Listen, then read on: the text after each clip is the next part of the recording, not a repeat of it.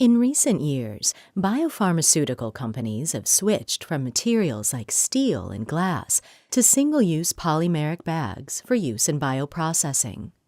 Polymeric bags are cost-effective and more versatile, but they must still protect the high-value biopharmaceutical compounds inside from contamination. Typically, a single-use plastic bag is made of 5 layers of material. A layer of plastic film forms the basic container and acts as a gas transmission barrier. An inner contact layer protects against chemical reactions between the container and the compound. An outer shell layer protects against environmental contaminants and particles. A set of adhesive tie layers bind the other layers together.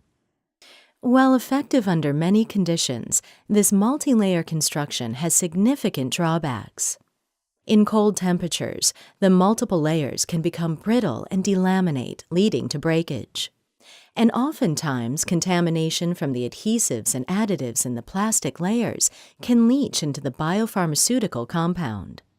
To solve these problems, the Entegris Aramus container uses a novel single-layer fluoropolymer material.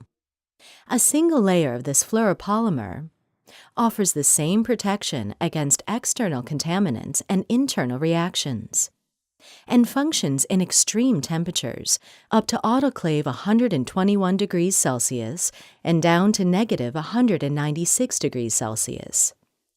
The fluoropolymer cannot delaminate in cold temperatures, has no adhesive layers, greatly reducing E&L contamination risk, will not chemically react with any compound, and is resistant to gamma irradiation. Entegris fluoropolymers are designed to meet the demands of biopharmaceutical applications.